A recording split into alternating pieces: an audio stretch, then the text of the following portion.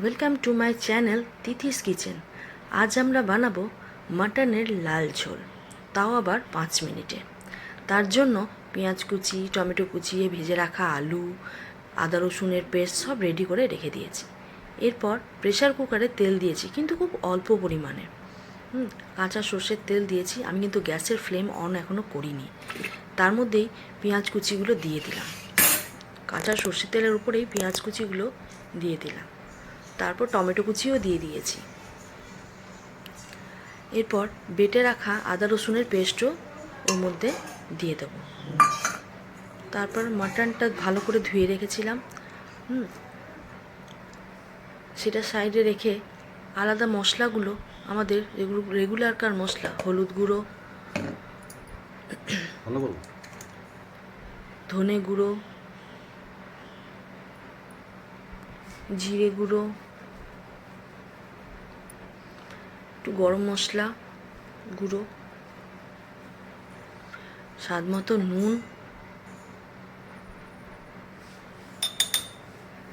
একটু চিনি, বাঙালি তো মিষ্টি না হলে চলে না। তারপর ধুয়ে রাখা মাটনটা দিয়ে দিলাম। আমি আবারও বলছি, আমি কিন্তু এখনও গ্যাসের আগুন অন করিনি, গ্যাসে চাপাইনি। এরপর ভেজে রাখা আলুগুলো ওর মধ্যে দিয়ে দিলাম। লাল লঙ্কার গুঁড়ো আর একটু ঝাল লঙ্কার গুঁড়ো দিয়ে দিলাম।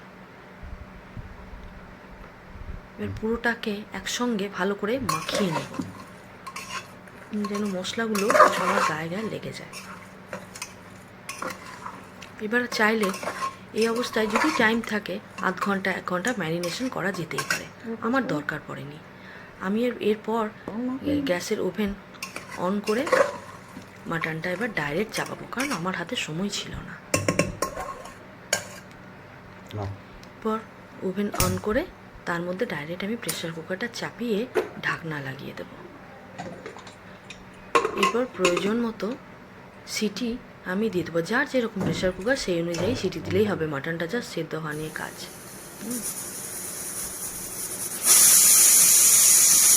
সিটি দেওয়ার পর যখন ঢাকনাটা খুলবো প্রেশার কুকারের, আপনারা নিজেরাই দেখুন যেটার কি কালার এসেছে। খেতেও কিন্তু দারুণ টেস্টি হয়েছিল মাটনের লাল ঝোল। কেমন হয়েছিল আপনারা জানাবেন। যাদের কাজে লাগবে একটু ধন্যবাদ অবশ্যই দেবেন। Thank you. Ready to serve.